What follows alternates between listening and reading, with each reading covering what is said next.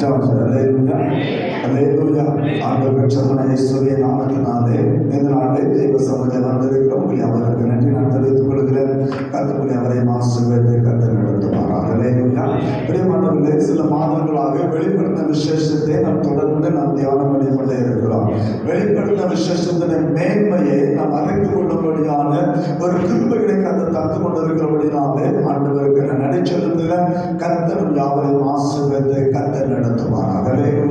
ஒரு சபையினுடைய தகுதி என்ன, ஒரு சபையினுடைய அந்த மேன்மை என்ன, ஒரு சபையினுடைய காரியம் என்ன என்பதை குறித்து நாம் தொடர்ந்து தியானித்துக் கொண்டிருக்கிறோம். ஒரு சபையினுடைய தகுதி என்ன, ஆண்டவர் உருவாக்குற சபை, அவர் தன்னுடைய ரத்தத்தினாலே சம்பாதித்த சபையினுடைய மேன்மை என்ன என்பதை குறித்து நாம் தொடர்ந்து தியானித்துக் கொண்டிருக்கிறோம். கடந்த நாட்களே ஆராதனை ஒரு சபையினுடைய முக்கிய காரணம் என்பதை குறித்து நாம் அறிந்து கொள்ளும்படியான கிருபைகளை கர்த்தர் தந்தார். அதில் பிரியமானவர்களே, 3 காரியங்களை நம்மளோடு கூட நான் சொன்னேன். 3 காரியங்கள் முன்பாக தேவனுடைய ஆராதனை வெளிப்படுகிறது.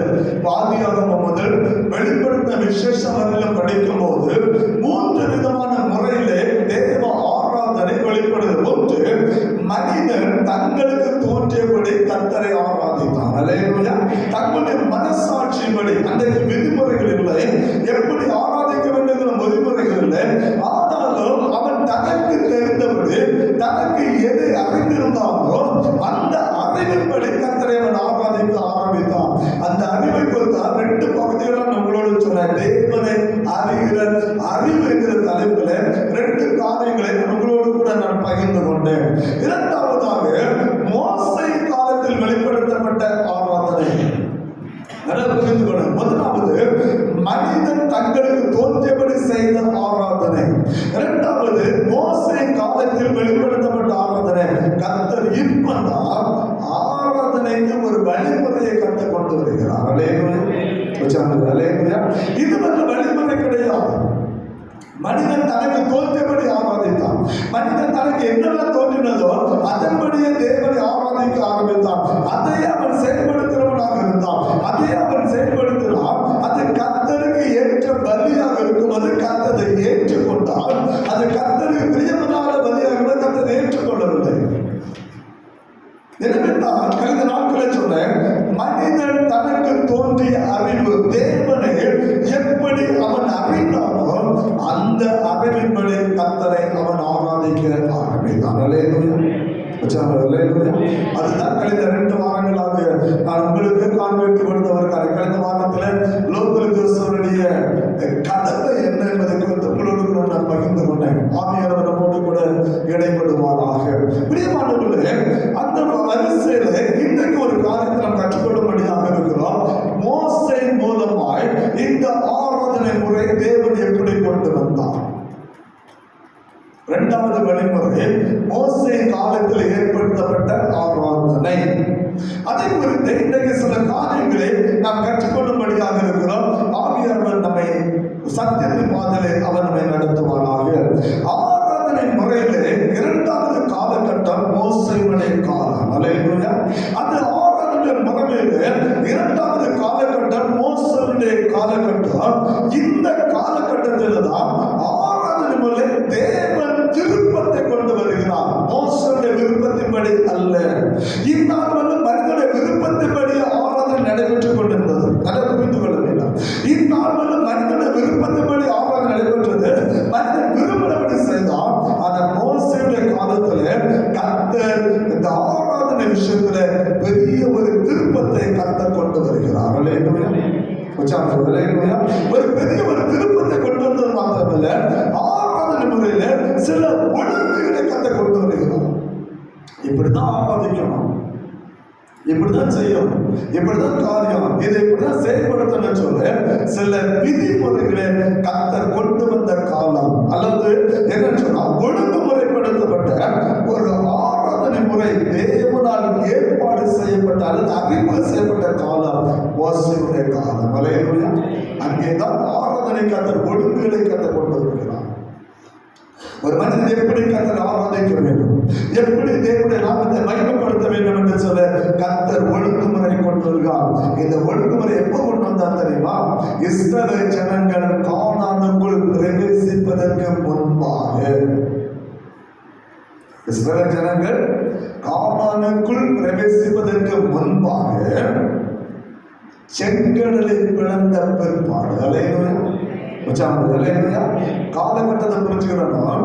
இஸ்ரவேல் ஜனங்கள் எகிப்திலிருந்து புறப்பட்டு சீனாய் மலைக்கு வந்த செங்கடலை கடந்த பிற்பாடு என்ன சொன்னேன்? கானானுக்குள் பிரவேசிப்பதற்கு முன்பு இடைப்பட்ட காலத்துல கர்த்தர் ஆராதனை ஒழுங்குமுறை கற்றுக் கொண்டு வருகிறார். ஏற்கனவே சொன்னேன், 3 நாள் பிரயாணத்தை வந்து சொன்னேன். ரட்சிக்கப்பட்ட கூட்டம், அபிஷேகம் பண்ணப்பட்ட கூட்டம், கர்த்தருக்காக நிற்கிற ஒரு கூட்டம், கர்த்தருடைய சேனை புறப்படுகிறது. புறப்படுகிற சேனை கானானுக்குள் பிரவேசிப்பதற்கு முன்பாக ஒரு ஆராதனை ஒழுங்குமுறை கற்றுக் கொண்டு வருகிறார்.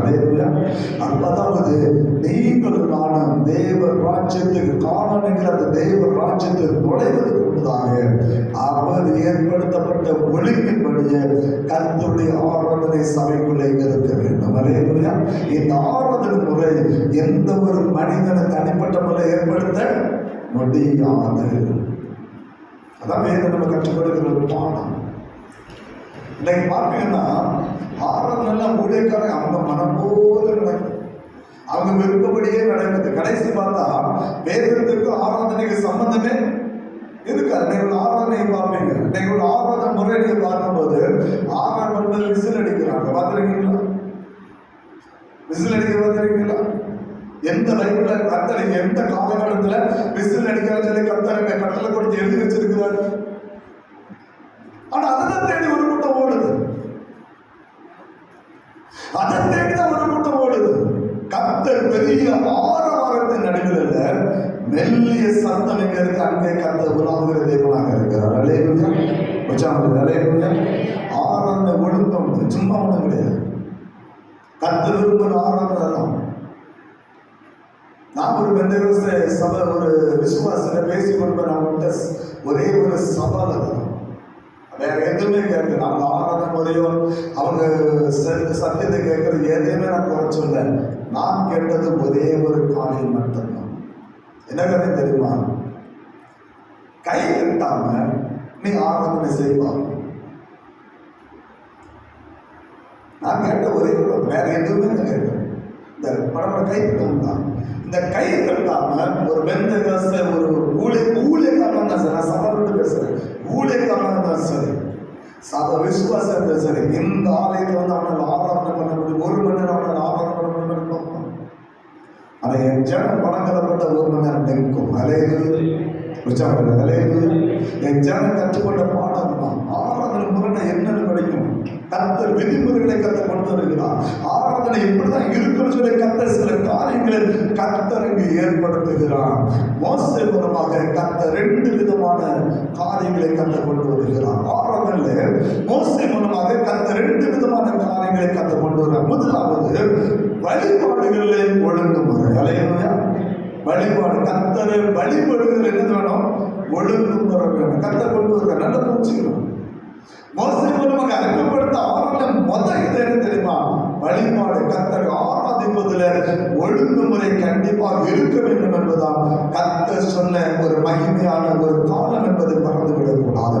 மனிதன் தோற்றப்படி தேவன் வழிபடுகிற ஆராதனைக்கு தேவன் முற்றுப்புள்ளி வைக்கிறார். மனிதன் தன்னுடைய விருப்பத்தின்படி ஆராதிக்கிற ஆராதனைக்கு முற்றுப்புள்ளி வைத்து தேவனுக்கு செலுத்த வேண்டிய கனத்தை அவர் விரும்புகிறபடி செய்ய வேண்டும் என்று சொல்லி கர்த்தர் விரும்பின காலம். அல்லேலூயா. அவருடைய கனத்தை அவர் விரும்புகிறபடி செய்ய வேண்டும். அதான் கர்த்தர் விரும்புகிற ஆராதனை. அவருடைய கனம் விரும்புகிறபடி இருக்கணும். ஏற்கனவே சொன்னேன், காரியம் நாம காணிக்க நம்ம அடிக்கடி நமக்கு தெரிஞ்சுதான், திரும்ப நான் சொல்லணும்னு அவசியம் இல்லை. ஒருத்தனை காணிக்க கர்த்தர் விரும்புகிறபடி இல்லை, கர்த்தர் அகற்றினார். ஒருவருடைய காரியம் கர்த்தர் விரும்புகிறபடி இருந்து கர்த்தர் ஏற்றுக்கொண்டார். மனசாட்சி காரணமாக இருந்தாலும் இப்பொழுது விதிமுறைகளை கற்றுக் கொண்டு வருகிறார். எனக்கு செலுத்தபடி ஆராதனை நான் சொல்லுகிறபடி தான் இருக்கணும். ஒரு ஒழுங்குமுறை கர்த்தர் ஏற்படுத்த அதான் நம்ம புரிஞ்சுக்கிறோம். கர்த்தர் ஒழுங்குமுறை கற்றுக்கொள்ள நீங்க வேதத்தை வாசிப்பீங்கன்னா யாத்திராகமத்தின் புத்தகம் 25ஆம் அதிகாரம் நீங்கள் 1 முதல் 31 வரை வசனத்தை வாசிக்கும் போது வீட்டுக்கு நீங்க படிச்சு கர்த்தர் ஆசரிப்பு கூடாரத்தை அமைக்கிற ஒழுங்கை கர்த்தர் ஏற்படுத்துகிறார். அல்லேலூயா. அதுதான் ஆராதனுடைய முக்கியத்துவம். முதல்ல முந்தைய பிள்ளை கண்ட இடத்துல தான் நினைச்சதான் பலிபீடத்தை கட்டினா கண்ட இடத்துல பலி செலுத்தணும். கண்ட இடம் எங்கெல்லாம் போடணும் அங்கெல்லாம் பலிபீடம் கட்டினா அங்கெல்லாம் பலி செலுத்தணும். அதுதான் மனிதனுடைய காரியமா இருந்தது. ஆனா இப்ப அப்படி இல்லை. கர்த்தர் ஒரு ஆசரிப்பு கூடாரத்தை நிறுவும்படியாக ஒரு கட்டளை கர்த்தர் கொடுக்கிறார். அல்லேலூயா. யாத்திரம் 25வது அதிகாரம் 1 முதல் 31 வரை அதிகாரம் படிக்கும் போது ஆசரிப்பு கூடாரம் அமைக்கும்படியாக கர்த்தர் கட்டளை கொடுக்கிறார். அது எப்படி சொன்னார் தெரியுமா? நான் சொல்லுகிறபடிதான் இருக்கும். அல்லேலூயா. விருப்பப்படி வச்ச ஆசை கூடாரத்தை செய்ய கூடாது. கர்த்தருடைய திட்டம் தான். நல்லா புரிஞ்சுக்கணும். ஆண்டவருடைய மேன்மையான ஒரு காரியம் அதுதான். மோசே ஆசரிப்பு கூடாரத்தை அவன் கட்டுகிறவனாக இருந்தாலும் அவன் விரும்புகிறபடி அவனுடைய விருப்பப்படி அவனுடைய செயல்படி அதை செய்யக்கூடாது. கர்த்தருக்கு விதிமுறைகளை கர்த்தர் வைத்திருந்தார். வாசிக்கிறோமா? யாத்திரம் 25வது அதிகாரம் 8, 9 வசனத்தை வாசிக்கிறோம். அவர்கள் நடுவிலே நான் வாசம் பண்ண எனக்கு ஒரு பரிசுத்த ஸ்தலத்தை உண்டாக்குவதாக நான் உனக்கு காண்பிக்கும் வாசஸ்தலத்தின் மாதிரியின்படியும் அதனுடைய எல்லா தட்டுமுட்டுகளின் மாதிரியின்படியும் எப்படி செய்யணும்? 40 வருஷம் வாசிக்கிறோம். மலையை உனக்கு காண்பிக்கப்பட்ட மாதிரியின்படியே அவைகளை செய்ய விருப்பப்படி செய்யக்கூடாது. நான் என்ன சொன்னேன் அப்படிதான் என் கூட இது யாருடைய திட்டம்? தேவனுடைய திட்டம். மோசனுடைய திட்டம் அல்ல. மோசனுடைய திட்டம் அல்ல. ஆசரிப்பு கூட அமைக்க வேண்டும் என்று தேவ திட்டம். அந்த ஆசரிப்பு கூட எப்படி இருக்க வேண்டும்? அந்த ஆசரிப்பு கூட வடிவமைப்பு என்ன? அந்த ஆசரிப்பு கூட என்னென்ன காரியங்கள் இருக்க வேண்டும்? ஒவ்வொரு தட்டுமுட்டையும் எப்படி செய்ய வேண்டும்? அதை எப்படி உருவாக்க வேண்டும்? யார் அதை செய்ய வேண்டும் என்று சொல்லி கர்த்தருடைய பெரிய ஒரு பிளானிங் யாத்திரை 25வது அதிகாரம் முதல் கடைசி வரை நீங்க வாசிக்கும் போது கர்த்தர் ஒவ்வொரு காரியத்தை வெளிப்படுத்துவார்.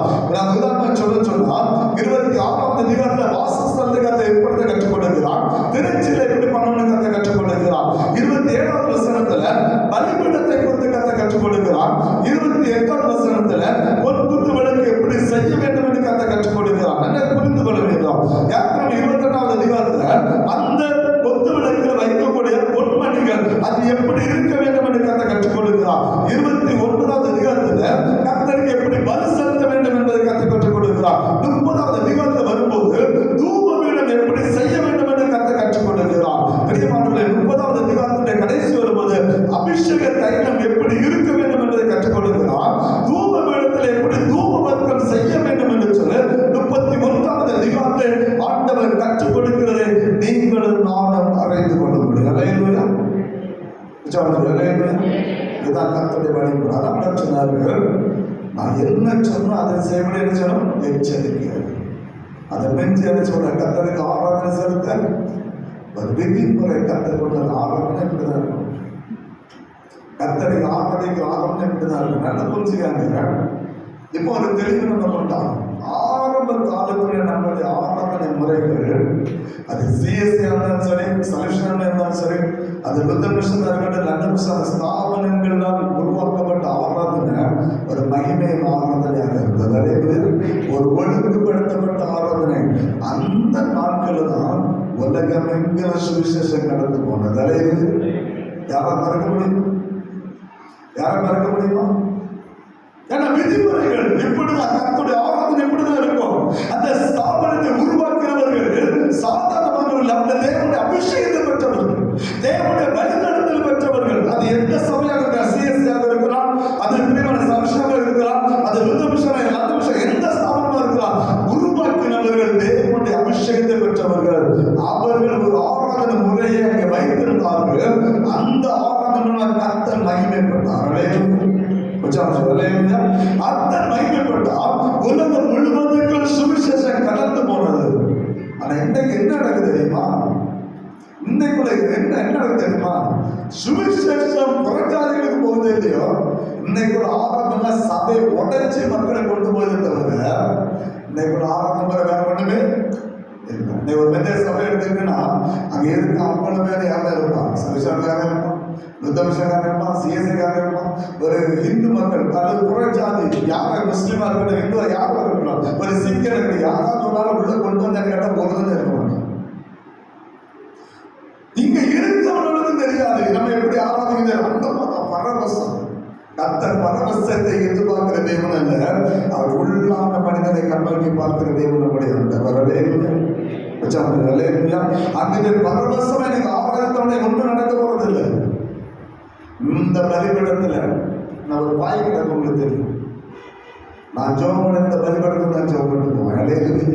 எனக்கு எப்பெல்லாம் மனசு வேதனைப்படுகிறதோ, எப்பெல்லாம் என் உள்ளம் வேதனைப்படுகிறதோ, எப்பெல்லாம் துக்கம் என்னை அடைக்க ஆரம்பிக்கிறதோ, எப்பொழுது எனக்கு விரோதமாக பேசப்படுற வார்த்தை நான் யார்கிட்ட பேச மாட்டேன், எப்படி பேசணும், நான் வருவேன், பலிபீடத்துக்கு வருவேன், எனக்கு தோணும் வருவேன், ஆவியர் சொல்லுவேன், போன் சொல்லு வருவேன், பாய போடுவேன், இந்த ஃபேனை போடுவேன், அது மட்டும் எனக்கு தெரியும். நான் மட்டும் ஜோமனும் போயிட்டே இருப்பேன். பலிபீடம் நீர் பார்த்துக்காங்க வச்சாங்க. எனக்கு அந்த பலிபீடம் பதில் சொல்றேன். யார் என்ன குற்றம் கவலைப்படுறது கிடையாது. ஏன்னா கர்த்தர் எனக்கு கொடுத்த ஆராதனை முறை அதை செய்ய வேண்டிய கடமை எனக்கு உண்டு. எனக்கு கற்றுக் கொடுத்த ஆராதனை முறை அதுதான். எனக்கு நான் சிறுவயதிலிருந்து எனக்கு கற்றுக் கொடுத்த ஆராதனை கர்த்தர் வழிமுறைகளை கற்றுக் கொண்டு வருகிறார். பரவச நிலை கர்த்தர் விரும்புகிற தேவன் அல்ல. எந்த முறை பரவசம் யாருன்னு சவால் விட்டு பேசுறேன். கை தட்டாங்க 1 மணி நேரம் இந்த ஆலயத்தில் வந்து ஒரு வித்தியாசமான ஜெபம் மட்டும் போய் சொல்லுவாங்க. அந்த 6 மணி பார்க்கணும், 10 நிமிஷத்துல ஜெபம் வராங்க. கை எடுத்து தட்டாங்க தெரியுமா? 6வது நேரத்தில் கை எடுத்து தட்டாங்க சொல்லுவாங்க. எனக்கு சத்தம் தெரிஞ்சிருக்காங்க, தெரியாம நீங்க இருக்கக்கூடாது. நீங்க சலிஷம்ல கர்த்தர் ஆராதிக்கிற ஜனம், அதே வச்சன வழிமுறைக்கு நீங்க உட்பட்ட ஜனம். நான் அதுக்கு கட்டுப்பட்டு இருக்கிறேன், சேனைக்கு கட்டுப்பட்டவன்.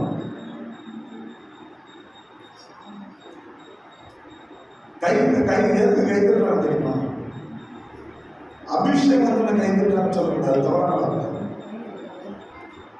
நீங்க வந்து ஆராதனையே தள்ளுங்க, நீங்க ஆராதனைகளே வரல, ஆராதனைகளே நான் வரல. ஒரு காத்தவில டெஸ்ட் பண்ணி பாருங்க.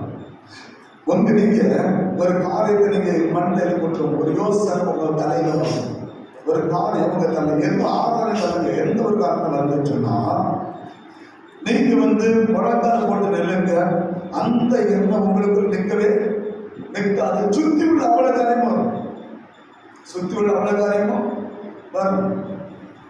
உண்மைதானா? நான் போய் சொல்லி நம்ம எதிர்த்தா மனம் அது வராது, எந்த யோசனை அது வராது, சுத்தி எல்லாரும் வரும். ஆனா அந்த காரியம் வந்து மைண்ட்ல வச்சிருக்கா.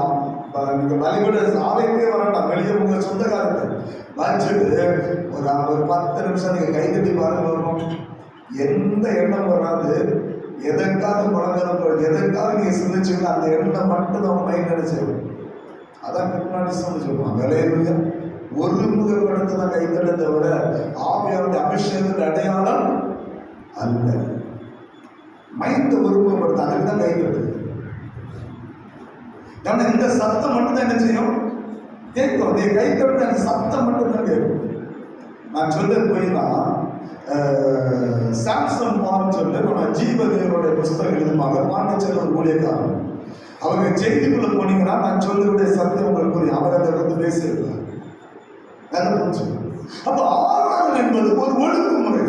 கர்த்தர் சில ஒழுங்குமுறைகளை கர்த்தர் கொண்டு வருகிறார். அதான் சொன்னேன், யாத்திராமம் 25வது அதிகாரம் முதல் யாத்திரை முழுவதும் ஆசரிப்பு கூடாத வேலை எப்படி இருக்க வேண்டும், ஒரு ஆலயத்துடைய கட்டுமானம் எப்படி இருக்க வேண்டும், ஆலயத்துடைய வடிவமைப்பு எப்படி இருக்க வேண்டும் என்று சொல்லி கர்த்தர் முதலாவது தன்னுடைய வழிபாடு ஸ்தலத்தை கர்த்தர் ஒழுங்குபடுத்துகிறார். முதல்ல என்ன ஒழுங்குபடுத்தினாரு? வழிபாட்டு ஸ்தலத்தை. ஏன்னா இங்க சமாதான சந்தோஷம் இல்லைன்னு சொன்னா கர்த்தருக்கு செலுத்துற ஆராதனை வீணாய் போய்விடும். அதனால்தான் நான் ஏற்கனவே சொன்னேன், வழிபாட்டு ஒழுங்குகள் முதலாவது தம்முடைய ஆலயத்தினுடைய காரியங்களை கர்த்தர் ஒழுங்குபடுத்துகிறார்.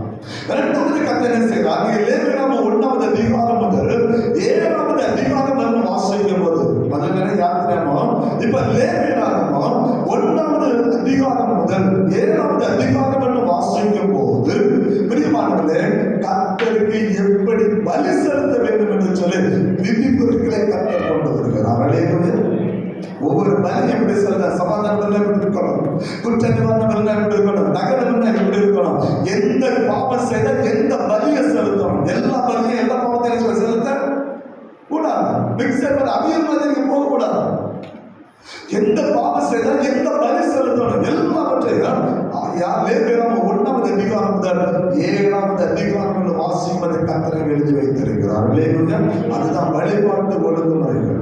முதல் ஆலயத்தை ஒழுங்குபடுத்துறாரு, 2வது ஆலயத்தை செலுத்தக்கூடிய பலியை கர்த்தர் ஒழுங்குபடுத்துறாரு, 3வது யாத்திராகம லேவியராகம புத்தகம் முழுவதை படிச்சு பார்த்தா ஆண்டவருக்கு எப்படி பண்டிகை அனுசரிக்க வேண்டும், எப்படி அவருக்கு காணிக்கை செலுத்த வேண்டும் என்கிற விதிமுறைகளை கர்த்தர் ஏற்படுத்தி கொண்டு வருகிறார். இதுதான் ஒழுங்குமுறை. இதைத்தான் ஆதி திருச்சபைகள் கடைபிடித்தது. இந்த ஒழுங்குமுறை தான் ஆதி திருச்சபை தன்னுடைய வழிபாட்டு ஸ்தலங்களுக்குள்ள அதை கொண்டு வந்தது. இதை பார்த்தீங்கன்னா அந்த ஆராதனை அல்லேலூயா, ஒரு அமைதியான ஒரு ஆராதனை, கர்த்தர் பிரியமான ஒரு ஆராதனை, கர்த்தர் மகிமைப்படுத்த ஒரு ஆராதனை, சந்தோஷம் மகிழ்ச்சியாக. ஏன்னா அதுதான் விதிமுறை. ஆராதனை விதிமுறைகளை கர்த்தரை கொண்டு வந்து கர்த்தர் செயல்படுத்துகிற ஒரு மகிமையான ஒரு காரணம். ஏன் நோக்கம் என்ன? கர்த்தர் மோசே மூலமாக இந்த ஆராதனை முறையை கர்த்தர் வெளிப்படுத்த நோக்கம் என்ன? பிரியமானவர்களே, கர்த்தருடைய நோக்கம் ஒன்னே ஒன்றுதான். நான் எப்படி என்னை ஆராதிக்க விரும்புகிறேனோ அதன்படியே நீங்கள் ஆராதனை செய்வீர்கள். அல்லேலூயா. நான் எப்படி ஆராதனை விரும்புகிறேனோ அதன்படியே உங்களுடைய ஆராதனை இருக்க வேண்டும் என்று சொல்லி கர்த்தர் அங்கே விரும்பி கர்த்தர் ஏற்றுக்கொண்ட ஒரு காரியம். மோசேயுடைய வாழ்க்கை பாருங்க, 40 வருஷம் அரண்மனை அனுபவம். மோசேயுடைய அனுபவத்தை 40 வருஷம் என்ன அனுபவம்? அரண்மனை அனுபவம். கர்த்தர் எனக்கு ஒரு ஆசிரியர் கூட அந்த செய்ய சொல்லியிருந்தா அவனை செய்ய முடிச்சிருக்க முடியாது. செய்திருப்பான செய்திருக்க மாட்டாங்க, கண்டிப்பா செய்திருப்பான். அல்லேலூயா. எனக்கு ஒரு ஆசிரியர் கூட நான் தங்க எனக்கு ஒரு கூட செய்யணும்னா கண்டிப்பா செய்வேன். அந்த அனுபவம் இருக்கு. அந்த அனுபவத்தோடு அவன் செய்திருக்க, அவன் விருப்பப்படி அவன் செய்திருப்பான். கர்த்தருடைய திட்டம் அதல்ல, அவன் சிறப்பா செய்திருப்பான். ஏன்னா அவன் அரண்மனை அனுபவம் உள்ளவன். ஒரு அரண்மனை எப்படி கட்ட வேண்டும், ஒரு காலத்தை எப்படி செய்ய, சிறு வயது முதல் 40 ஆண்டுகள் அவன் அரண்மனை வாழ்ந்தவன்.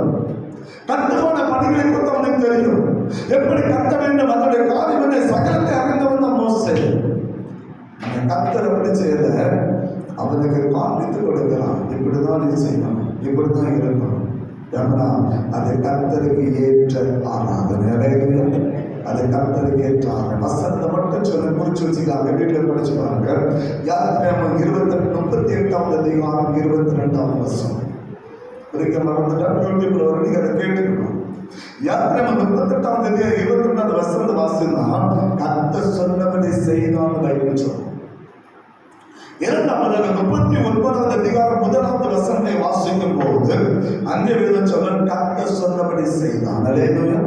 அவன் விருப்பப்படி எதுவும் செய்யல, பைபிள் படிக்கணும், கர்த்தர் சொன்னபடி செய்தான். 5வது வசனம் 39 5வது வசனம் கர்த்தர் சொன்னபடி செய்தான். 7வது வசனம் கர்த்தர் சொன்னபடி செய்தான். 21வது வசனம் கர்த்தர் சொன்னபடி செய்தான். 29வது வசனம் கர்த்தர் சொன்னபடி செய்தான். 32வது வசனம் கர்த்தர் சொன்னபடி செய்தான். 42வது வசனம் கர்த்தர் சொன்னபடி செய்தான். 43வது வசனம் கர்த்தர் சொன்னபடி செய்தான். 40வது அதிகாரம் 16 19 20 22 23 24 26 28 ஆகிய வசனங்கள் படிக்கும் போது கர்த்தர் சொன்னபடி மோசே செய்தான். அல்லேலூயா. அது அவனை விருப்பம் எதுவுமே இல்லை. அதுதான் ஆராதனை ஒழுங்குமுறை. அதுதான் கர்த்தர் சொன்ன ஒரு காரியம். நீங்கள் நான் கர்த்தர் ஆராதிக்கிற சொன்ன கர்த்தரை மகிமைப்படுவதை வெளிப்பட்ட விசுவாச சபைக்கு கர்த்தர் எடுத்துக்கிற காரியம் தான். சபையுடைய தகுதி கர்த்தரை எதிர்பார்க்கிற கடைசி காலம். விசில் அடிக்கிறவன் எழுப்புவான், ஆட்டுக்குடியவன் எழுப்புவான். இஸ்ரவேல் ஜனங்கள் கண்டுபிடிச்சு முன்னால் புசித்து குடித்து நினைச்சுதாங்க நடனம். கர்த்தரை தான் அடிச்சு நொறுக்கிறாங்க. அல்லேலூயா. அங்க நடனம் ஆடுகிற இதே தேவ சபையில் இருக்கவே கூடாது. பைபிள் நமக்கு அதனால ஆதாரம் நமக்கு தருகிறது. கண்டுபிடித்தால் ஆடலாம், பாடலாம், குதிச்சா எல்லாம் செய்யலாம். கர்த்தரை ஏற்றுக்கிறது அடிச்சு பொறுக்கணும். ஆராதனைக்கு ஒரு விதிமுறை உண்டு. அல்லேலூயா. முதல்ல வழிபாடு ஸ்தலத்தை கர்த்தர் ஒழுங்குமுறை கொண்டு வருகிறார். இரண்டாவது தனிப்பட்ட ஒரு மனிதனுடைய வாழ்க்கையில ஒழுங்குமுறை கர்த்தர் கொண்டு வருகிறார். இப்பதான் கர்த்தர் சொல்றாரு, நீ இப்படிதான் வாழணும். அல்லேலூயா. நீ இப்படிதான் இருக்கணும். முதல்ல எங்க சுத்திகரிச்சாரு? முதல்ல எங்க கொண்டு வந்தாரு ஒழுங்குமுறை? அவருடைய வீட்டுல கொண்டு வந்தார். முதல்ல ஒழுங்குமுறை எங்க கொண்டு வந்தாரு? ஒரு வீட்டு ஆசிரியர் எப்படி செய்யணும், பண்டிகை எப்படி கொண்டாடணும், பலி எப்படி செலுத்தணும், பிரியமான காணிக்கை எப்படி கொடுக்கணும், இதெல்லாம் அவருடைய வீட்டுடைய வேலை. அதை முதல்ல கிளியர் பண்ணார், அதை முதல்ல கற்றுக் கொடுத்தாரு. இரண்டாவதாக நல்ல புரிஞ்சுக்கணும், ஒரு தனிப்பட்ட மனிதனுடைய வாழ்க்கையை கர்த்தர் ஒழுங்குபடுத்துகிறார். ஒவ்வொரு மனிதன் இப்படிதான் இருக்கணும், ஒவ்வொரு மனிதனுடைய வாழ்க்கை இப்படிதான் இருக்கணும், ஒவ்வொரு மனிதனும் இப்படிதான் வாழ வேண்டும் என்று சொல்லி கர்த்தர் தனிப்பட்ட மனிதனுடைய வாழ்க்கையை கர்த்தர் ஒழுங்குபடுத்துகிறதை நீங்கள் நாம் அறிந்து கொள்ள முடியும். அதைத்தான் எங்க வாசிக்கிறோம்? 10 கட்டளைகள் நாம் வாசிக்கிறோம். அல்லேலூயா. இப்படிதான் இருக்கும், இப்படிதான் இருக்கும். இஸ்ரவேல் ஜனம் இப்படிதான் இருக்கும், இப்படிதான் வாழணும், இப்படிதான் இருக்கணும். என் ஜனம், என் ஆராதிக்கிற ஜனம், என் சமூகத்தில் இருக்கிற ஜனம், நான் தெரிந்து கொண்ட ஜனம் இப்படிதான் இருக்கணும். அந்த ஆராதனை இப்படிதான் இருக்கணும். கட்டளைகளை கற்றுக் கொடுத்தான். 365 உபக்கட்டளைகளை கற்றுக் கொடுத்தான். 365 உபக்கட்டளைகளை கற்றுக் கொடுத்தான். 10 கட்டளை கொடுத்து என் ஜனம் இப்படிதான் இருக்க வேண்டும் என்று சொல்லி ஆராதனை முறையை கர்த்தரங்கை கற்றுக் கொடுத்தார். அதுதான் ஆபிரகாமுக்கு இதை ஆண்டவர் லேசா கற்றுக் கொடுத்தார். என்ன சொன்னார் தெரியுமா? ஆதியாகமம் 17ஆம் அதிகாரம் 1ஆம் வசனத்தை வாசிக்கலாம். ஆதியாகமம் 17:1 என்ன சொல்கிறது?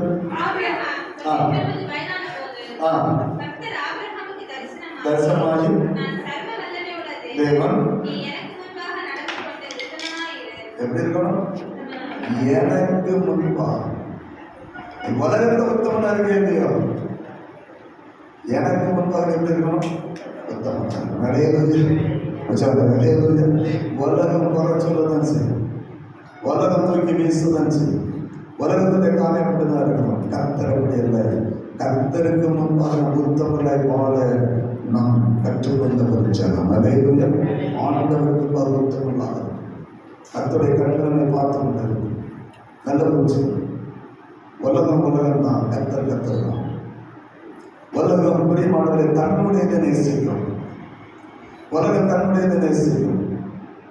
நடிகர்னு சொன்னேன், உங்களை யாராவது தூக்கி வச்சா உங்களுக்கு புரியாது. வல்லவர் நல்லவர், இவரை போல ஒரு குரு கிடையாது, இவரை போல வல்லவர் கிடையாது, இவரை போல பரிசுத்தம் கிடையாது. செய்ய தப்பெல்லாம் செய்திருப்பேன், ஆனால் அவரை தூக்கி மேலே வச்சிருக்க முடியாது.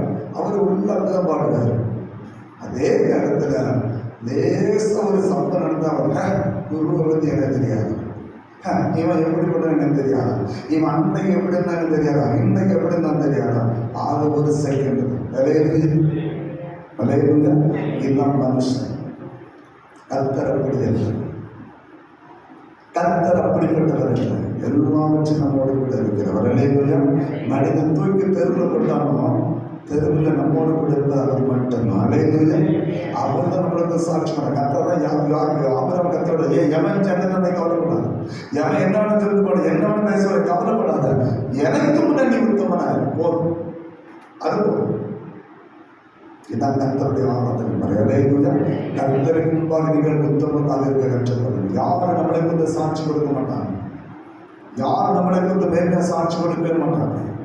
அந்த ஒன்று சொல்ல மாற்றமாய் போனது பாருங்க, இதை விட அதிகமான காரணத்தை கேள்வி. ஆனால் பரிசுத்தம் கெட்டு போகாது. பரிசுத்தப்படுத்துகிறவர் கர்த்தர் ஒருவர் மாத்திரம். அல்லேலூயா. நீங்க நிலைநாட்டுகிற கர்த்தர் ஒருவர் மாத்திரம். அல்லேலூயா. கர்த்தர் ஒருவரை உயர்ந்தவராக இருப்பார், கர்த்தர் ஒருவரை மேன்மையுள்ளவராக இருப்பார். அதனால கர்த்தர் ஆபிரகாம் கற்றுக்கொண்டார், எனக்கு முன்னால் உத்தமனாக. அதுதான் ஆராதனை முறை, அதுதான் ஆராதனை ஒழுங்கு. கர்த்தர் கற்றுக் கொடுத்த ஆராதனை மகிமை. தனிப்பட்ட ஒவ்வொரு மனிதனுடைய வாழ்க்கையிலும் இந்த ஆராதனை கர்த்தர் கற்றுக்கொள்ளதான் 10 கட்டளைகள். பிரியமானவர்களே, நீங்கள் நானும் கர்த்தரை ஆராதிக்கிற ஜனம். அல்லேலூயா. கர்த்தருடைய நாமத்தை நாம் மகிமைப்படுத்துகிற ஜனம், கர்த்தருடைய சமத்தை காத்திருக்கிற ஜனம். கர்த்தருக்கு செலுத்தக்கூடிய ஆராதனை அவருக்கு ஏற்ற ஆராதனை இருக்கணுமே தவிர நம்ம மன விருப்பத்தினுடைய செய்தார்? ஆராதிக்க கூடாது என்பதுதான் மோசே காலத்திலே கர்த்தர் கற்றுக் கொடுத்த ஆராதனை முறை என்பதை மறந்துவிடக்கூடாது. வருகிற காலத்தில் இயேசுவின் மூலமாக வந்த ஆராதனை என்ன என்பதை குறித்து நாம் அறிந்து கொள்ளும்படியாக இருக்கிறோம். ஆவியானவர் நம்மோடு கூட இடைப்படுவாராக. இதை கற்றுக்கொள்ள ஒரு காரியம் தான் வழிபாடு ஸ்தலத்திலே ஒரு ஒழுங்குமுறை கற்று வைத்திருக்கிறான். தனிப்பட்ட மனித வாழ்க்கையில் ஒழுங்குமுறை வைத்திருக்கிறான். 2 ஆராய்ச்சிகள் தனிப்பட்ட ஆராதனையால் ஆலய ஆராதனையால் கர்த்தருக்கு ஏற்றதாக இருக்குமானால் ஆலயத்துடைய நன்மைகளை கர்த்தரை திருப்தியாக்கி நம்மை நடத்தவர் தந்துள்ள தேவனாக இருக்கிறார். அப்படிப்பட்ட கிருபை கர்த்தர் நமக்கு தரப்படுகிறார். அவருடைய சமயத்தை அர்ப்பணித்து சொல்லுமா கர்த்தரை அவரை ஆசீர்வதிப்பாராக. ஆமென்.